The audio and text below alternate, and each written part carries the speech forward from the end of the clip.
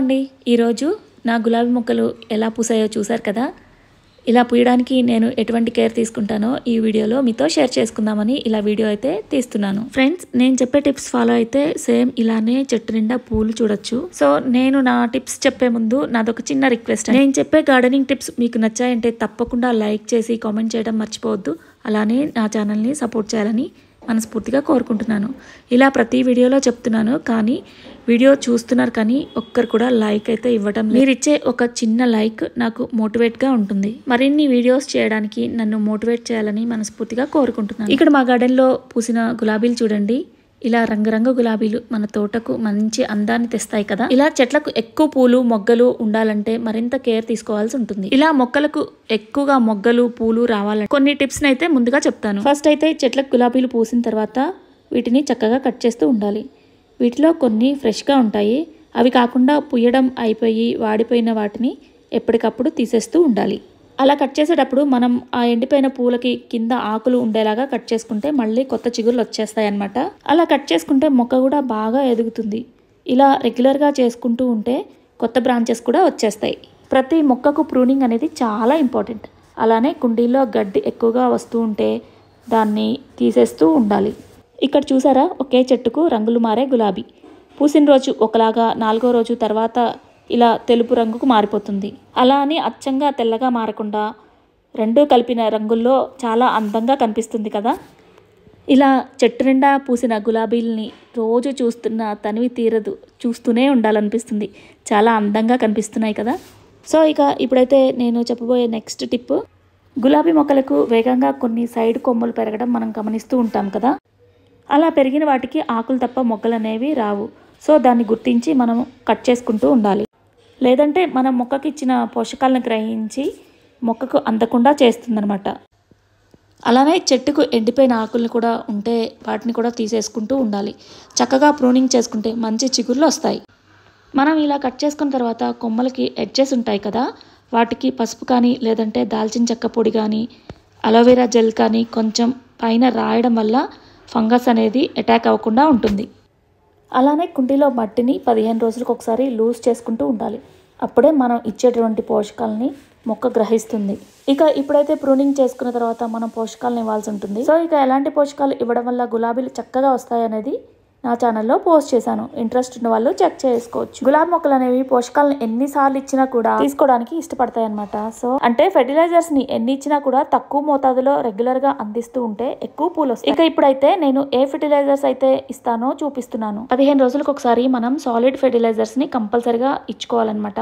అంటే పశువుల ఎరువు కానీ లేదంటే కిచెన్ కంపోస్ట్ కానీ వర్మీ కంపోస్ట్ కానీ ఇలా మనం మన గార్డెన్లో పెంచుకునే ఏ మొక్కకైనా సరే 15 రోజులకు ఒకసారి అందిస్తూ ఉండాలి. అలానే మధ్య మధ్యలో లిక్విడ్ ఫెర్టిలైజర్స్ అంటే గులాబీ మొక్కకు ఉల్లిపాయ పొట్టుతో నానబెట్టిన నీళ్లు కానీ లేదంటే అరటిపండు తొక్కలు ఉంటాయి కదా, అవి నానబెట్టిన నీళ్లతో కానీ లిక్విడ్ని తయారు చేసి మొక్కలకి అందించవచ్చు. అలానే ఒక స్పూను ఎప్సమ్ సాల్ట్ కూడా నీళ్ళలో డైల్యూట్ చేసి డైరెక్ట్గా మొక్కలకి ఇవ్వచ్చు అనమాట. ఇంకోటి వచ్చేసి మనం రోజు టీ పెట్టుకుంటే టీ పౌడర్ వస్తుంది కదా, దాన్ని కూడా నీట్గా కడిగేసుకొని ఎండబెట్టుకున్న తర్వాత ఇలా మొక్కల్లో వేసుకోవచ్చు. అలానే టీ డికాషన్ నీళ్ళు కూడా యూస్ చేసుకోవచ్చు అనమాట. సో నేనైతే నా దగ్గర ఉన్న ఒక మంచి ఆర్గానిక్ ఫెర్టిలైజర్ని ఇస్తున్నాను. మన దగ్గర ఏది ఉంటే అది పశువుల ఎరువైనా కావచ్చు, వర్మీ కంపోస్ట్ అయినా కావచ్చు, లేదంటే కిచెన్ వేస్ట్తో మనం తయారు చేసుకున్న కంపోస్ట్ అయినా కావచ్చు.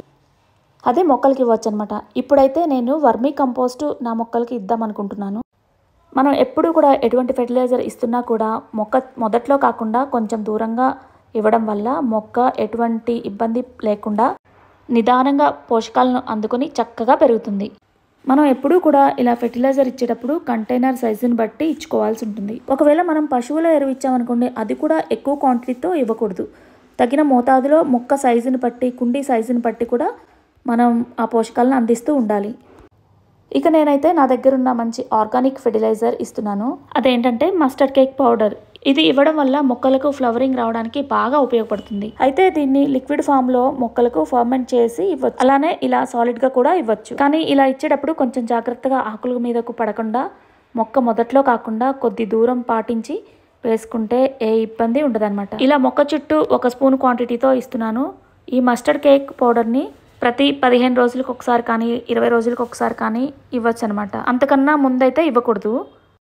సో ఇప్పుడైతే ఆ మట్టిని కవర్ చేసుకోవాలి. వాటర్ ఇచ్చినప్పుడు ఈ మొక్క స్లోగా పోషకాలని గ్రహించుకుంటుంది. ఇప్పుడైతే ప్రూనింగ్ చేసిన తర్వాత ఫెర్టిలైజర్ ఇచ్చేసాం.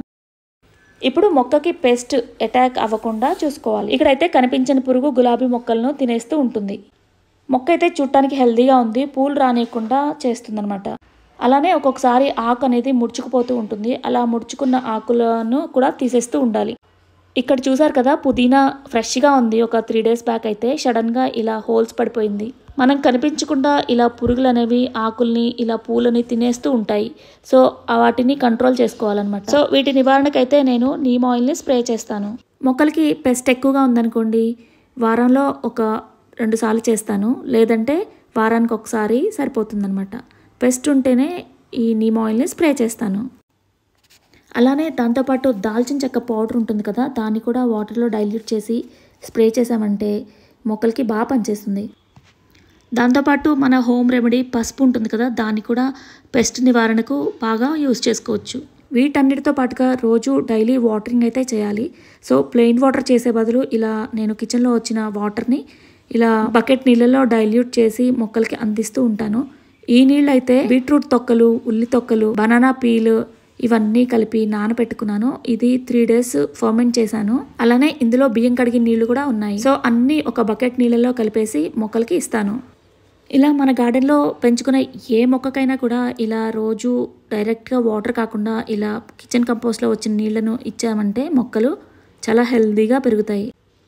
తర్వాత నేను ఇచ్చే ఇంకో liquid fertiliser, home made liquid fertiliser అనమాట. ఇడ్లీ పిండి మిక్సీకి వేసుకున్న తర్వాత జార్ కడిగిన నీళ్ళని ఇలా పడేయకుండా ఒక కంటైనర్లో మూత పెట్టేసి ఒక 3 రోజులు ఫర్మెంట్ చేసుకున్నాను. ఇలా ఫర్మెంట్ చేసుకున్న ఈ వాటర్ని బకెట్ నీళ్ళలో యాడ్ చేస్తాను అనమాట. ఇలా ఫర్మెంట్ చేసుకునేటప్పుడు స్మెల్ వస్తుందని చాలామంది ఫీల్ అవుతూ ఉంటారు.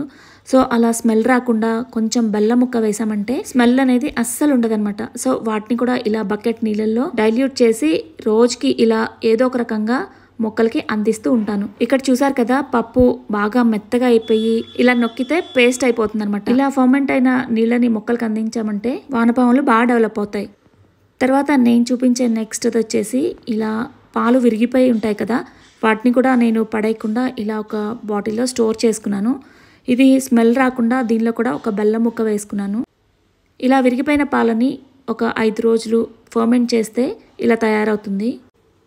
ఇలా ఫర్మెంట్ చేసిన లిక్విడ్ని కూడా నేను బకెట్ నీళ్ళలో వేసి నా మొక్కలకి అందిస్తాను అన్నమాట. ఇలా నా గార్డెన్లో పూల మొక్కలే కాదు, పండ్ల మొక్కలు, కూరగాయ మొక్కలు అన్నిటికీ కూడా ఇదే ఫాలో అవుతూ ఉంటాను. సో ఇకైతే మా గార్డెన్లో నేను ఫాలో అయ్యే పద్ధతిని మీతో షేర్ చేసుకున్నాను. ఈ వీడియో నచ్చితే తప్పకుండా లైక్ చేసి సబ్స్క్రైబ్ చేసుకోవడం మర్చిపోవద్దు. Thank you for watching. అందరికీ happy gardening and stay tune.